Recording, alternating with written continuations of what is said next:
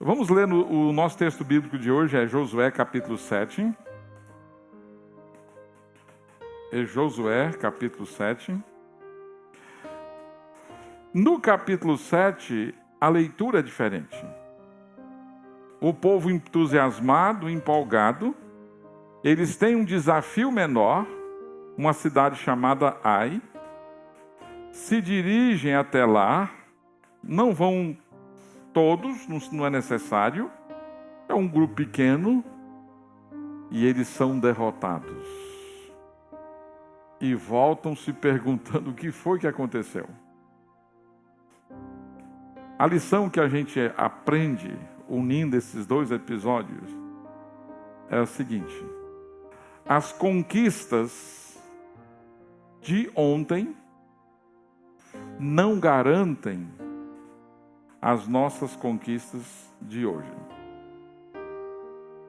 O fato de você ter vivido uma experiência tremenda com o Senhor, uma experiência de vitória, uma experiência de conquista, num determinado tempo da sua vida, no passado, não te dá garantias de que você será igualmente vencedor nas conquistas de hoje.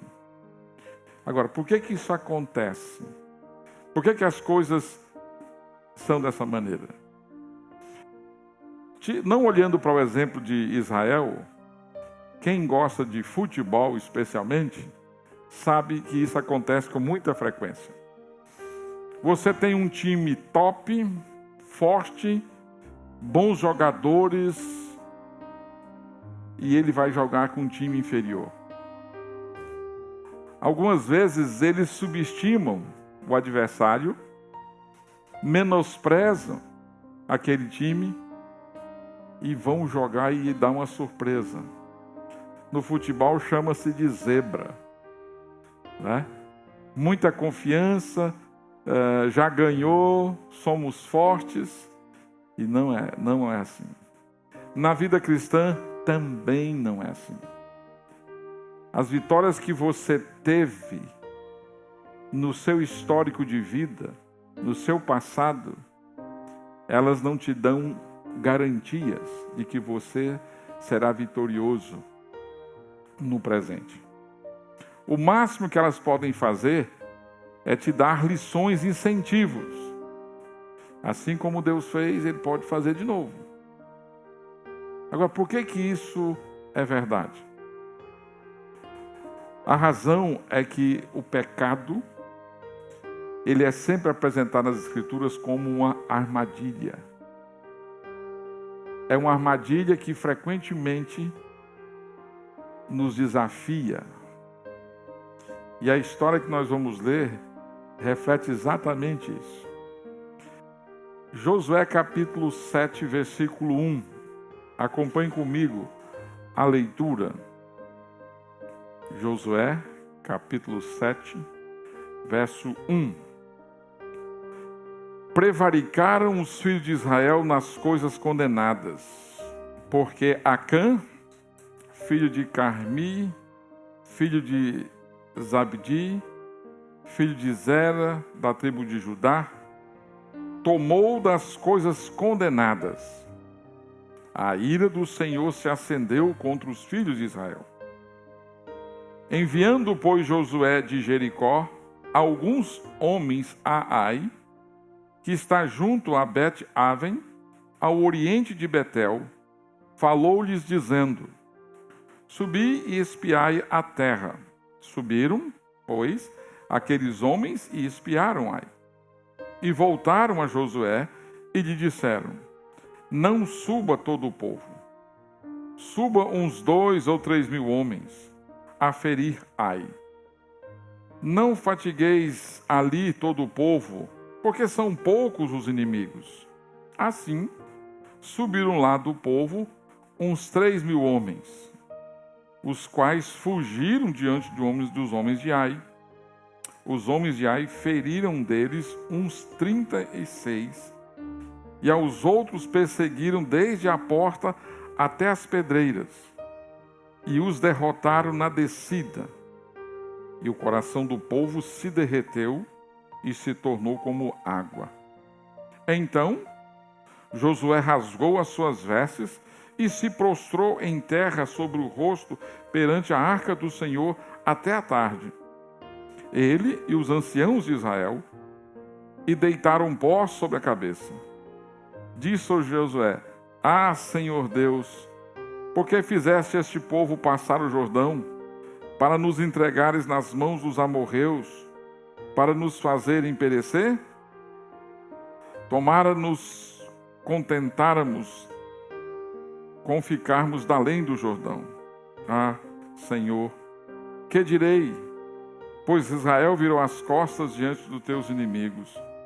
Ouvindo isso, os cananeus e todos os moradores da terra nos cercarão e desarraigarão o nosso nome da terra. E então, que farás ao teu grande nome? Então disse o Senhor a Josué: Levanta-te, porque estás prostrado assim sobre o rosto? Israel pecou e violaram a minha aliança, aquilo que eu lhes ordenara. Pois tomaram das coisas condenadas e furtaram e dissimularam, e até debaixo da sua bagagem o puseram. Pelo que os filhos de Israel não puderam resistir aos seus inimigos, viraram as costas diante deles, porquanto Israel se fizera condenado. Já não serei convosco, se não eliminares do vosso meio a coisa roubada. Você percebeu na leitura que, embora o pecado fosse de um homem chamado Acã, eles tinham sido proibidos claramente por Deus que eles não deveriam carregar nenhum dos despojos de guerra da cidade de Jericó. Em outros momentos, Deus vai até permitir que eles façam isso, mas naquele caso específico, Deus disse não. Mas diz o texto que Acã cometeu um furto ali e escondeu na sua tenda. Mas você percebe que o tempo todo Deus se dirige a Israel como sendo o pecador. Existe uma aliança desse povo com Deus, de modo que o pecado de um, o erro de um, é também o erro da nação, é o pecado da nação. Então Deus tinha dado uma ordem clara, uma ordem específica. Aliás, isso é uma coisa muito boa em Deus. As ordens do Senhor não são confusas. Elas são simples, que até uma criança consegue não só entender, mas também obedecer. Então Deus não deixou dúvidas, a ordem não era ambígua, não era estranha, não precisava de interpretação, não precisava de reunião de líderes para saber o que era. A ordem tinha sido dada de maneira muito clara e específica. Eles entenderam. E Acã também entendeu. Tanto é que ele teve que ocultar. Mas Deus diz que os filhos de Israel prevaricaram no tocante ao anátema. Aquilo que Deus tinha condenado, aquilo que Deus tinha reprovado. E o pecado de Acã foi então um pecado deliberado. Ele escolheu e tentou ocultar, tomando para si o que Deus havia proibido. Diz o texto que ele desejou, ele cobiçou aquelas peças, ele quis aquele material e ele caiu facilmente.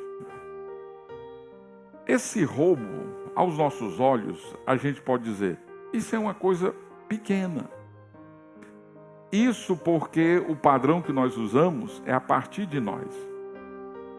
O tamanho do pecado, quem determina é o tamanho da pessoa que é ofendida.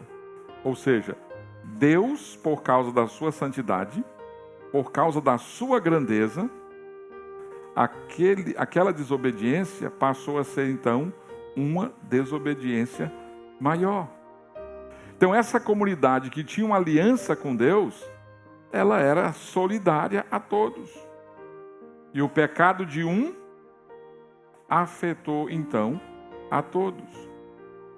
No Novo Testamento, quando o apóstolo Paulo está exortando a igreja de Corinto, que tinha um problema dentro da igreja, ele diz, olha, um pouco de fermento leveda toda a massa, tornando-se necessário, então, lidar com isso. E o pecado de Acã, então, revelou que eles não estavam alinhados com o Senhor, ou pelo menos na Acã, naquele momento. E você, nós não lemos o capítulo todo ainda, mas nós vamos fazer isso aos poucos, você vai perceber as consequências trágicas que vieram para todas as pessoas, especialmente para a família dele. E nós percebemos por esse episódio que um pecado oculto, escondido, em uma tenda, num acampamento, pode derrotar um exército inteiro. Por mais simples e pequeno que possa parecer ser, as consequências são gigantes. O pecado numa família de uma pessoa, no secreto do seu quarto, pode afetar todos os relacionamentos. Numa igreja, crentes vivendo vidas duplas, pecados escondidos, secretos, pelo menos aos seus olhos, afeta o corpo todo da igreja. E a questão sempre vai ser, não é o tamanho do pecado, é o tamanho da pessoa ofendida que torna grave a situação. O nosso pecado ofende a Deus. Deus é o nosso padrão. Século XVIII, XIX, muita gente diz o seguinte, olha, Deus, a sociedade está vivendo sem Deus. Deus, não precisamos mais de Deus. E sabe qual foi a conclusão? Pecado não existe. Por quê? Só existe pecado porque existe Deus. Deus é o padrão. Deus é a referência. Então, quando a sociedade tira Deus, ela tira o pecado. E o pecado, uma das definições do pecado, é não acertar o alvo de Deus. O alvo, Deus criou o ser humano para a glória dele, para honrá-lo, para glorificá-lo. E quando as pessoas não alcançam esse alvo, é pecado. Errou o alvo. Quando vivem para si, para a sua própria glória, para os seus próprios prazeres, para os seus próprios interesses. Então, por menor que você, olhando para a leitura desse texto, pensa, puxa vida, não foi um remédio muito drástico para uma coisa tão pequena? Mas a gente tem que pensar no pecado a partir de Deus e não a partir de nós. É o tamanho de Deus que determina o tamanho do pecado. E o resultado foi que Deus não abençoou aquela próxima investida de Israel. E eles estavam em obediência, porque Deus ordenou que eles conquistassem. Mas, diferente de Jericó, eles estão muito seguros. Enviam 2 espias e os espias dizem, olha, lá é pouca gente, tranquilo, para que cansar todo mundo? Vamos preservar os nossos melhores, não é? Vamos guardar os melhores. 3.000 homens é suficiente e pronto. Para que cansar todo mundo? Alguns morreram e voltaram correndo, derrotados, sabendo por quê? Por que isso aconteceu? E Josué vai orar, Senhor, eu quero entender. Não teria sido melhor ter deixado a gente lá do outro lado do Jordão? Mas é interessante que em tudo isso, se você... Eu não quero voltar pontuando cada versículo, mas no versículo 9, Josué está dizendo, olha, ouvindo isso, os cananeus e os moradores da terra nos cercarão e nos arregarão o nosso nome da terra, e então, que farás a teu grande nome? Percebe que Josué também está interessado na glória de Deus. A gente vai exterminar, ok, tudo bem. E o teu nome, que tem sido grande? Lembra-se quando os espias visitaram Raabe em Jericó? Ela disse, o povo está tremendo. O povo ouviu o que Deus fez e está tremendo. Aí Josué disse, Senhor, nós vamos ser exterminados. Paciência. Mas e o teu nome? E a tua glória? E aí Deus então responde a Josué e diz logo assim, levanta. Porque está prostrado sobre o rosto? Israel pecou. Israel errou o alvo. Violou a minha aliança. E aquilo que eu ordenei, aquilo que eu condenei, vocês subtraíram. Deus não abençoa aquilo que Ele condena, aquilo que Ele reprova. Aquilo que Deus reprovou claramente, não adianta eu e você orarmos para ver se Deus muda de ideia. Se Deus tem uma ligeira mudança aí nesses últimos tempos, quem sabe? A derrota em Ai aqui, ela é, acima de tudo, uma derrota teológica. Por quê? Porque Deus não luta com um povo desalinhado com Ele. Deus não luta com um povo impuro nesse caso aqui. Quando há pecado não tratado, a derrota é sempre garantida. Enquanto houver pecado encoberto no acampamento, a presença de Deus se afasta. Tentar caminhar com o Senhor de uma maneira desordenada, não podemos contar com a bênção dele. E cedo ou mais tarde, a derrota é garantida. Deus se afasta por causa do nosso pecado. O salmista, no Salmo 66, 18, ele diz, olha, se eu atender à iniquidade no meu coração, o Senhor não me ouvirá. Se eu contemplar, se eu esconder a iniquidade no meu coração, o Senhor não vai me ouvir. Estabelecido o pecado, agora tem o confronto do pecado. Vamos voltar ao texto, versículo 13.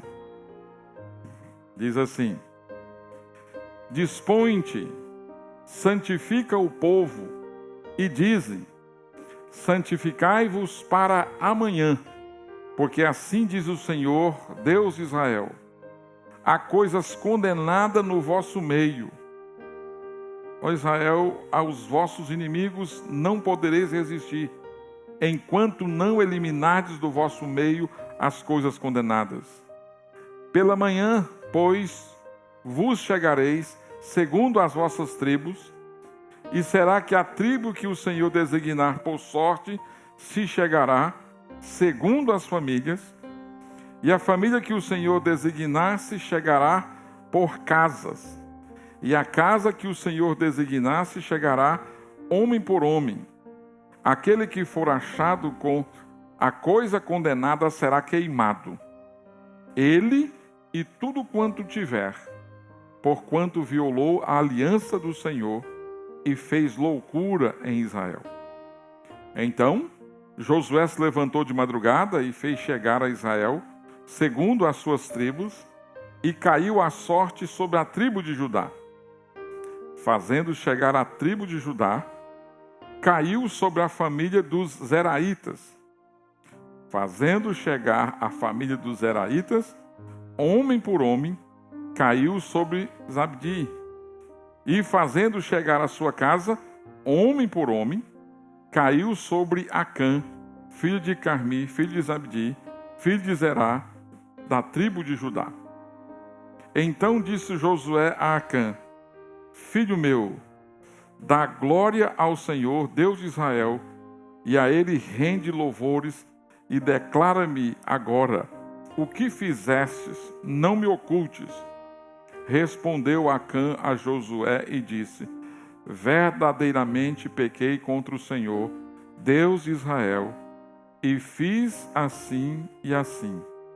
Quando vi entre os despojos uma boa capa babilônica e 200 ciclos de prata, uma barra de ouro do peso de 50 ciclos, cobicei-os e tomei-os.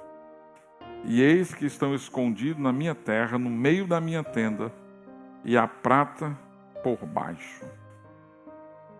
Santificai-vos para amanhã.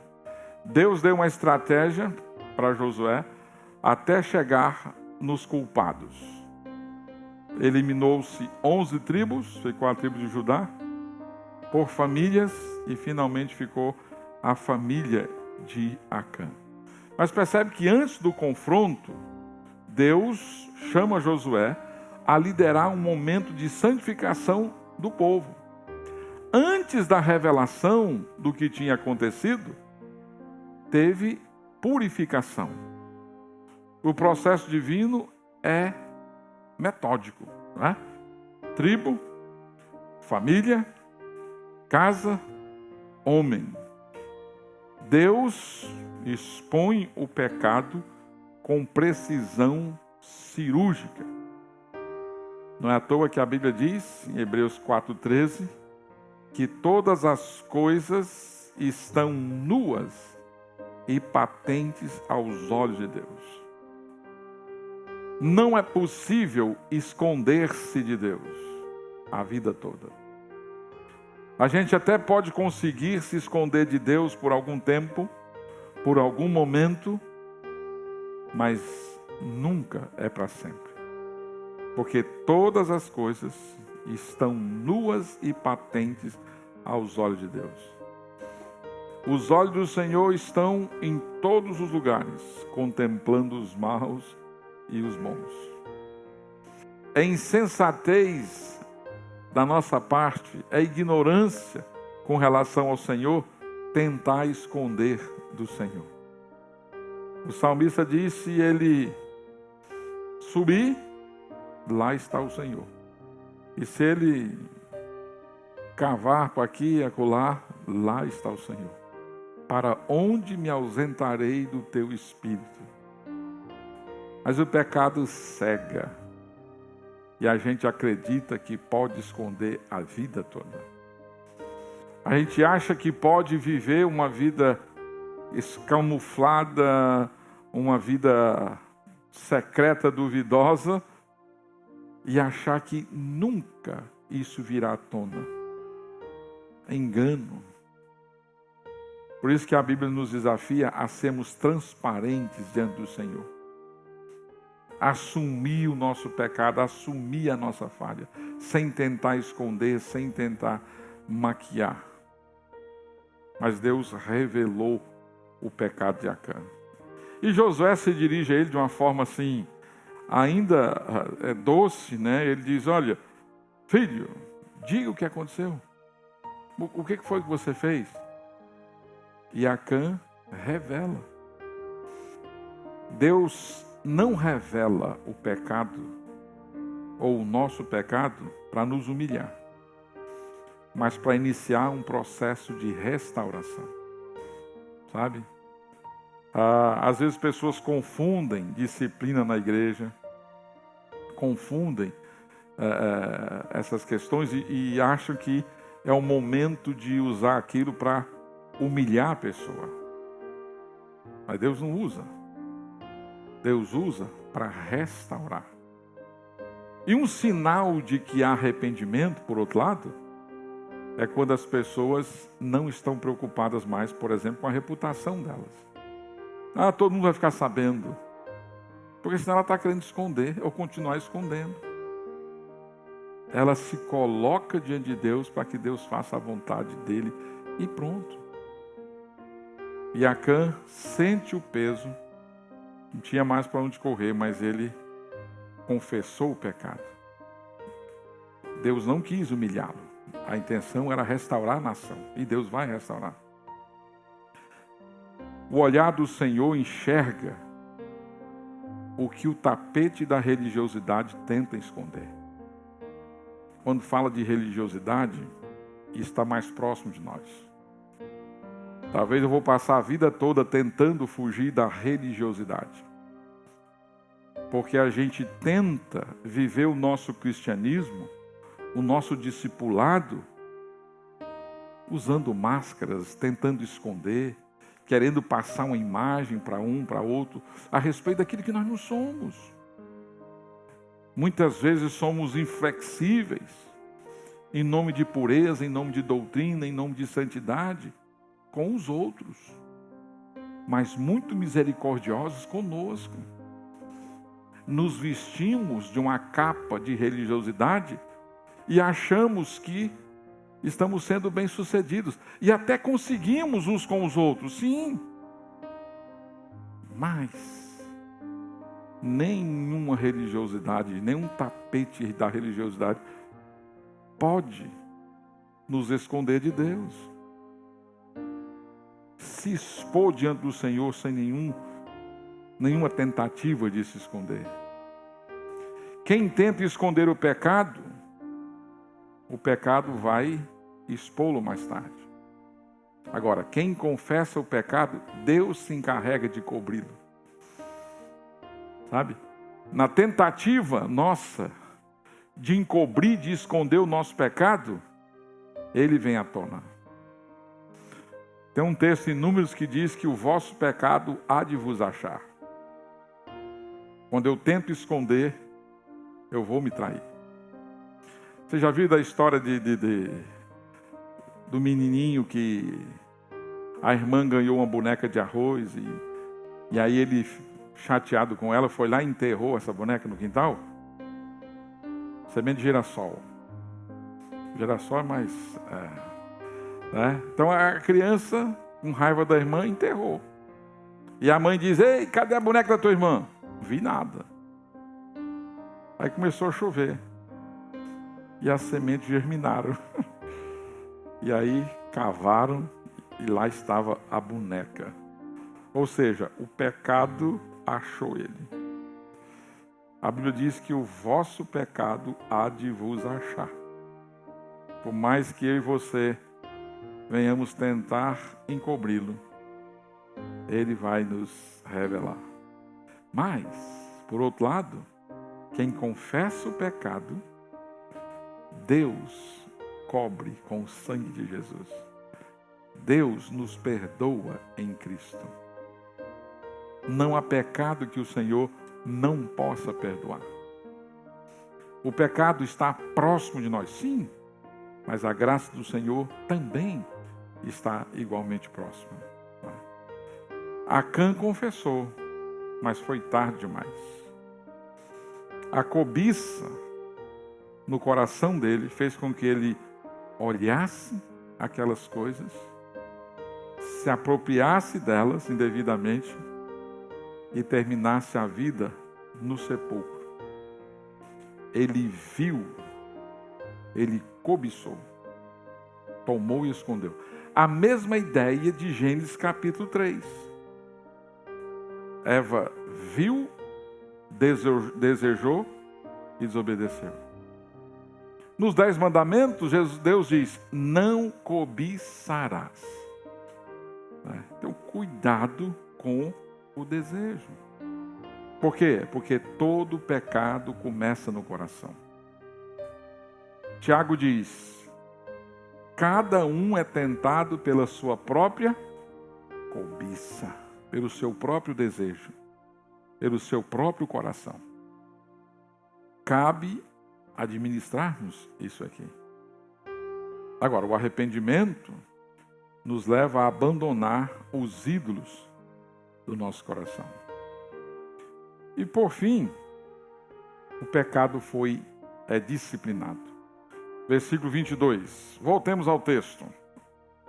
Então, Josué enviou mensageiros que foram correndo à tenda, e eis que tudo estava escondido nela, e a prata por baixo. Tomaram, pois, aquelas coisas do meio da tenda, e as trouxeram a Josué, e a todos os filhos de Israel, e as colocaram perante o Senhor. Então, Josué e todo Israel com ele tomaram Acã, filho de Zera, e a prata, e a capa, e a barra de ouro, e seus filhos e suas filhas, e seus bois e seus jumentos, e suas ovelhas, e sua tenda, e tudo quanto tinha, e levaram-nos ao vale de Acor. Disse Josué: por que nos conturbaste? O Senhor hoje te conturbará. E todo Israel o apedrejou. E depois de apedrejá-los, queimou-os. E levantaram sobre ele um montão de pedras, que permanece até o dia de hoje. Assim, o Senhor apagou o furor da sua ira, pelo que aquele lugar se chama o Vale de Acor até o dia de hoje. Então Josué e todo Israel com ele tomaram Acã e os queimaram. Você viu aqui as consequências, a família, os animais, tudo. Deus eliminou do meio do povo o coração rebelde. Eliminou aquele que tinha abraçado a rebeldia, que tinha como seu coração o grande ídolo da sua vida, aquele que seguiu o seu coração. As pessoas não dizem isso hoje, né? O coração ninguém manda, eu segui o coração. Vai nessa, para você ver o que vai determinar a sua vida. Não tem isso, segue seu coração. Segue a Bíblia, a palavra de Deus. A pena foi dura, mas foi justa, no sentido de que um grande Deus foi ofendido por Acã. O vale de Acor, o vale do transtorno, tornou-se símbolo entre eles de juízo.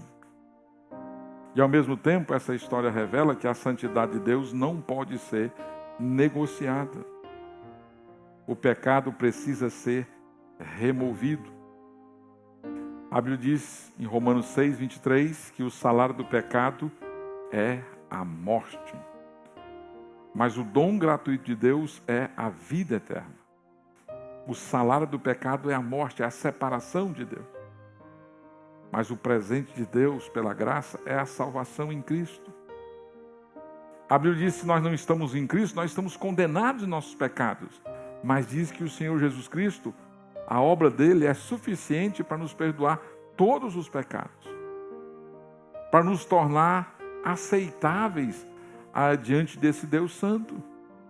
Porque o pecado não permite que Deus se relacione conosco, por causa do nosso pecado. Nós estamos mortos. Por isso, então, Jesus Cristo, Deus eterno, se fez homem, habitou entre nós, viveu aqui e foi crucificado, não pelos pecados dele, mas pelos nossos pecados, foi sepultado e Deus ressuscitou ao terceiro dia. E a Bíblia diz: se no teu coração você crê que Deus o ressuscitou dentre os mortos, e se com a tua boca você confessar Jesus como Senhor, você é salvo. O pecado gera morte, gera condenação, mas a graça de Deus em Cristo nos traz salvação, o dom gratuito de Deus. O Deus que disciplina é o mesmo que restaura. O Deus que julga o nosso pecado é o mesmo que nos perdoa. E esse vale de Acor, que começou com dor, terminou com esperança, né? Na cruz de Cristo, aquilo que foi amaldiçoado caiu sobre Cristo, para que a graça caísse sobre nós. Na cruz, o que aconteceu? Deus tomou o nosso pecado e lançou sobre Jesus. A ira de Deus caiu sobre Jesus por causa do nosso pecado. E uma vez morto, sepultado e ressuscitado, a graça de Jesus cai sobre nós. E por isso nós somos salvos em Cristo. E só Ele pode fazer essa troca. Deus pegou o nosso pecado e colocou na conta do Senhor Jesus. Deus pegou a justiça de Deus pela graça e colocou na nossa conta. E por causa de Jesus, nós nos tornamos aceitáveis diante de Deus. Deus nos aceita não por causa da nossa religiosidade, não por causa dos nossos feitos, mas por causa daquilo que Jesus Cristo fez. Deus, naquela disciplina, estava corrigindo, protegendo a nação. Ele não estava destruindo. Deus purifica o seu povo sempre tendo em vista restaurar a sua própria presença no meio do seu povo.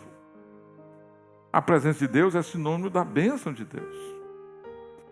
Mais uma vez, a cruz, hoje, se torna o verdadeiro vale de Acor. O vale de Acor, como Oséias 2,15 diz, que o vale de Acor como porta de esperança. Gálatas 3,13, Paulo diz, Cristo nos resgatou da maldição da lei. Então o pecado gera morte, mas o sacrifício de Jesus gera vida. Então você tem aqui um exemplo de que as suas conquistas, o seu crescimento na vida cristã, a sua maturidade, o seu desenvolvimento na fé, não te dá garantia das conquistas do dia a dia. Você precisa estar atento igualmente. Paulo diz, quem está em pé, olhe que não caia. Nós não podemos nos guardar confiando naquilo que vivemos no passado. Cada dia nós precisamos retomar a nossa comunhão com o Senhor, a nossa intimidade com o Senhor, as nossas orações, a nossa meditação na palavra, os nossos relacionamentos com irmãos da mesma fé, que possam nos encorajar, nos animar em Cristo. Todos nós precisamos disso. É no dia a dia. O discípulo precisa tomar a sua cruz diariamente. A vida cristã é vivida a cada dia. E a gente não pode, de jeito nenhum, viver de outra forma. Porque as vitórias de hoje, elas dependem de uma vida alinhada com a vontade do Senhor. A cada dia.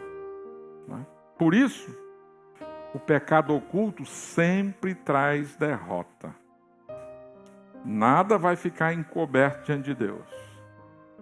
Lucas 12:2 diz que nada há encoberto que não venha a ser revelado. Ninguém tem sucesso na vida cristã sem que antes enfrente os seus próprios pecados diante de Deus, com temor e tremor. Sem que os confesse, os abandone, buscando se alinhar cada vez mais com o Senhor.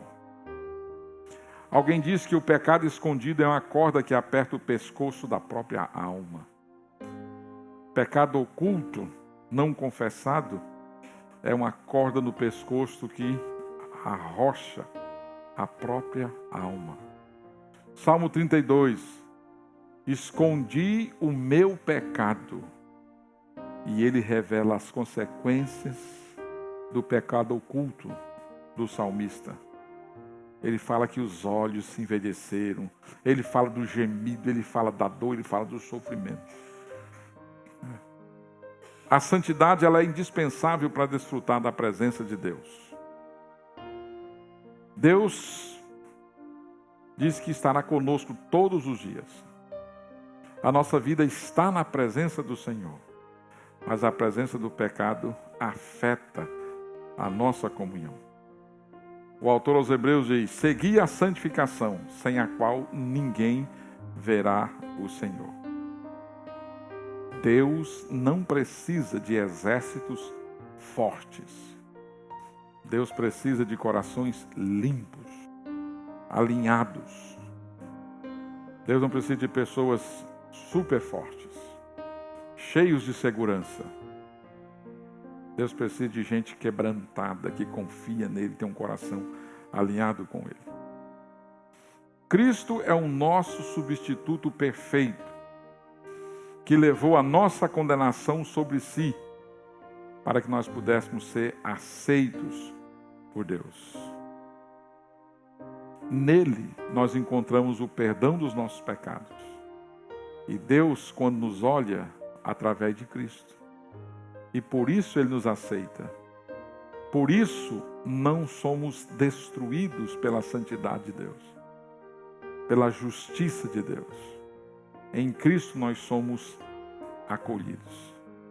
Santificai-vos, porque amanhã o Senhor fará maravilhas no meio de vós.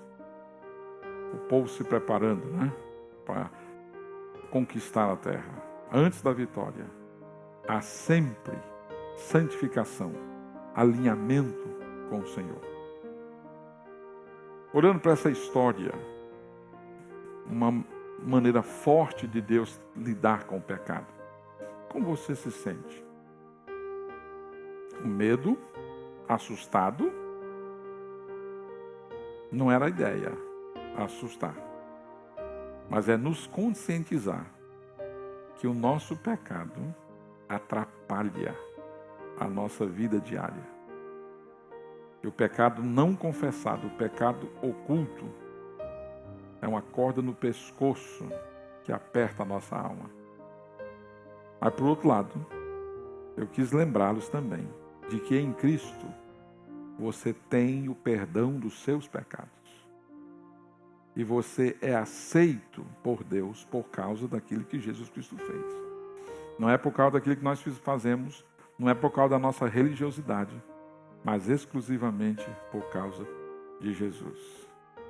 Se nós vivermos alinhados com o Senhor, todo dia vai ser um dia de experimentar de forma abundante da graça do Senhor nas nossas vidas.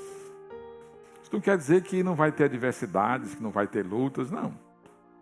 Mas quer dizer que todo dia você vai poder desfrutar da comunhão do Senhor, da presença do Senhor, de maneira única.